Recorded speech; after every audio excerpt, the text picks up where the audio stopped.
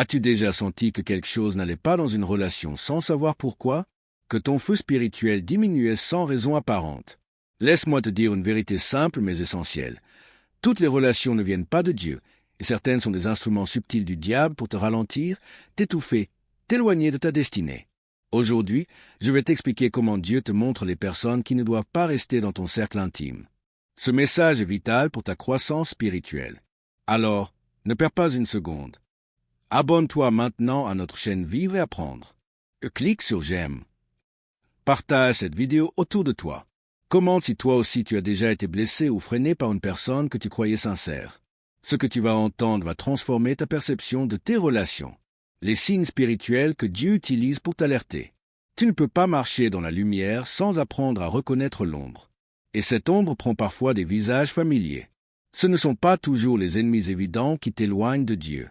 Parfois, ce sont ceux que tu aimes, ceux qui t'entourent, ceux que tu considères comme proches. Mais Dieu, dans sa fidélité, ne te laisse jamais sans signal. Il parle, il montre, il avertit. 1. L'inconfortable absence de paix. Le premier signe que ton esprit discerne, même sans comprendre, c'est cette inconfortable absence de paix. Tu ressens une gêne en présence de quelqu'un, une tension étrange dans ton cœur. Tu ne peux pas l'expliquer avec des mots, mais ton âme réagit. Tu te sens lourd, vidé, troublé. Ce n'est pas ton imagination. C'est souvent le Saint-Esprit en toi qui manifeste son désaccord. Il ne crie pas, il soupire. Et ce soupir, tu dois apprendre à l'écouter.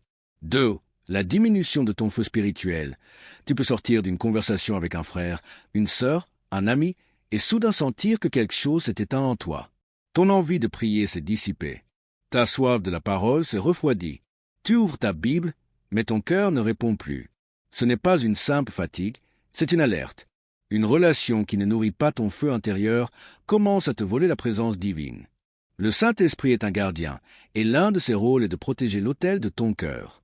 Lorsque quelqu'un commence à y poser des éléments contraires à l'onction, il te le fait savoir doucement mais fermement. Tu ne ressens plus la joie dans ta méditation. Tu t'isoles, mais le silence devient pesant. Tu viens à l'église, mais ton esprit est distrait. Regarde bien, Dieu te parle déjà, comme l'écrit Paul dans Philippiens 9h10. Et ce que je demande dans mes prières, c'est que votre amour augmente de plus en connaissance et en pleine intelligence pour que vous discerniez ce qui est meilleur. Dieu t'invite à ne pas aimer aveuglément, mais avec discernement. Un amour sans discernement devient une porte ouverte à la confusion spirituelle. 3. L'érosion de ton intimité avec Dieu. Il y a des gens qui ne disent rien de mauvais, mais dont la simple atmosphère étouffe ta foi. Ils parlent bien, ils prient même avec toi, mais tu remarques que leur proximité érode ton intimité avec Dieu. Leur présence provoque en toi un relâchement subtil. Et si tu ne discernes pas ce fruit à temps, tu t'attacheras à quelqu'un qui mine ton appel dans le silence. Souviens-toi de ce que dit Jésus, c'est à leurs fruits que vous les reconnaîtrez. Matthieu 7h16. Le fruit d'une relation, ce n'est pas ce que l'autre promet, c'est ce qu'il laisse derrière lui dans ton esprit. Est-ce que tu te sens plus affermi, plus fort dans la foi, ou bien plus inquiet, plus distrait, plus tiède? Ce ne sont pas les apparences qui comptent, mais les effets. 4. Le silence de Dieu. Un autre signe à ne pas négliger est le silence de Dieu. Tu pries, tu demandes, « Seigneur, cette relation est-elle de toi ?» Et tu n'entends rien, pas de paix, pas de confirmation. Ce vide, ce calme, ce flou, c'est aussi un langage. Dieu parle aussi dans le silence, et parfois son silence est un avertissement. Il veut que tu regardes, que tu observes, que tu ressentes. L'ennemi n'a pas besoin de te faire tomber dans le péché ouvert. Il préfère te ralentir subtilement. Il place dans ta vie des personnes qui semblent bien intentionnées, mais qui diluent la présence de Dieu en toi. Pas d'attaque frontale, seulement des conversations stériles, des distractions constantes, des conseils contraires à l'esprit, et sans t'en rendre compte, tu dérives. Une personne peut être douce, attentionnée, même croyante, mais ne pas être appelée à marcher avec toi. Et si tu ne discernes pas cela, tu t'attacheras à des visages que Dieu essaie justement d'éloigner de ton chemin. Alors aujourd'hui, prends le temps de faire le point. Analyse ton cercle avec les yeux de l'esprit. Écoute ton malaise.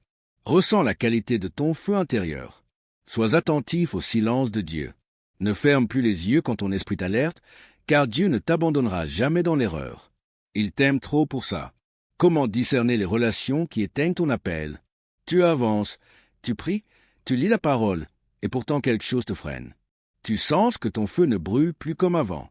Tu n'as pas commis de péché visible. Tu ne vis pas dans la rébellion.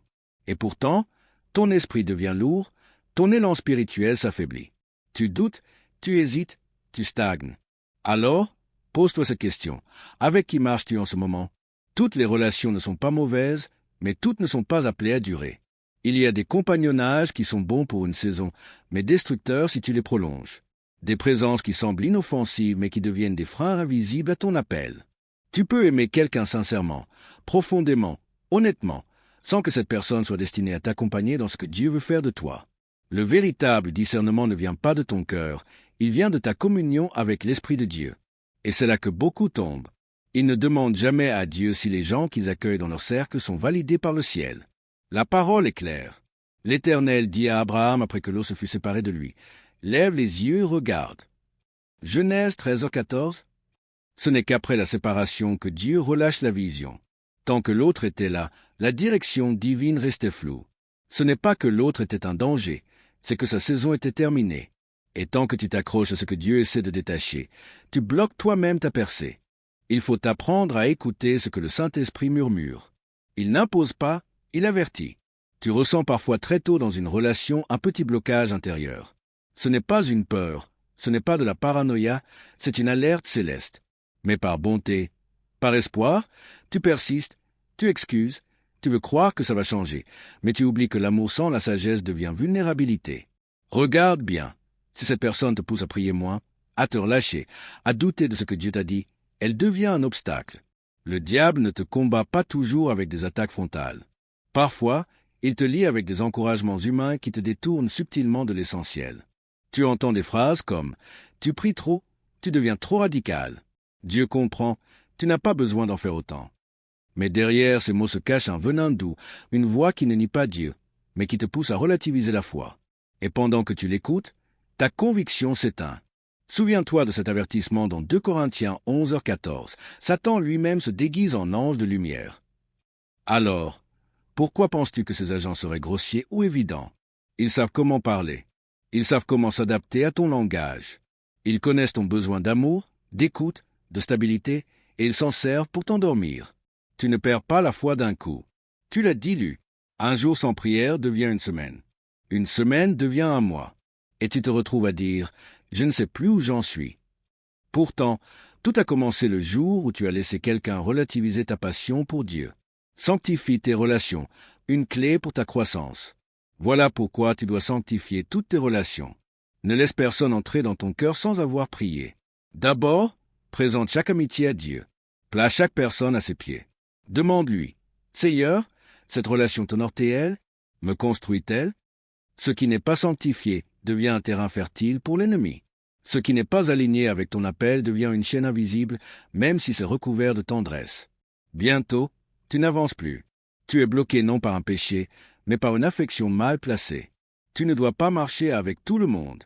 Jésus aimait tous les hommes, mais il n'a choisi que 12 disciples, et même parmi eux, il savait qui le trahirait. Ce n'est pas de l'élitisme, c'est de la sagesse spirituelle. Si tu veux vraiment accomplir ton appel, tu dois être prêt à faire un tri. Pas un tri humain basé sur les critères du monde, mais un tri spirituel fondé sur ce que Dieu dépose dans ton cœur.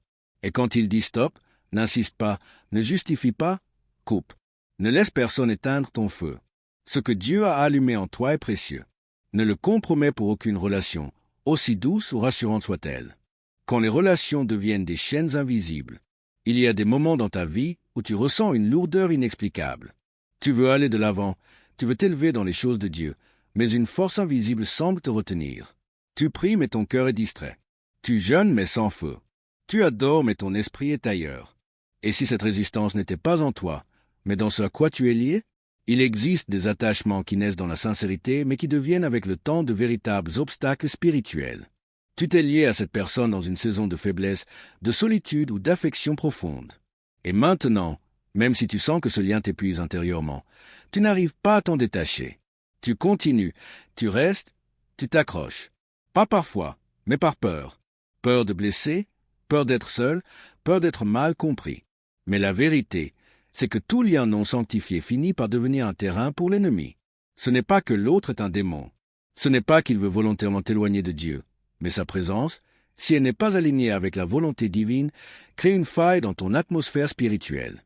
Et l'adversaire, rusé comme toujours, utilise cette faille pour semer la confusion, la distraction, la tiédeur.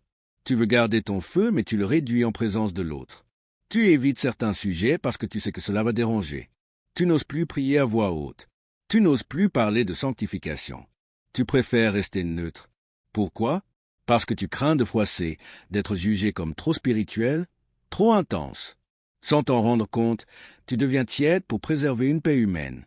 L'apôtre Paul disait avec fermeté, « Je ne me laisserai asservir par rien. » 1 Corinthiens 6h12.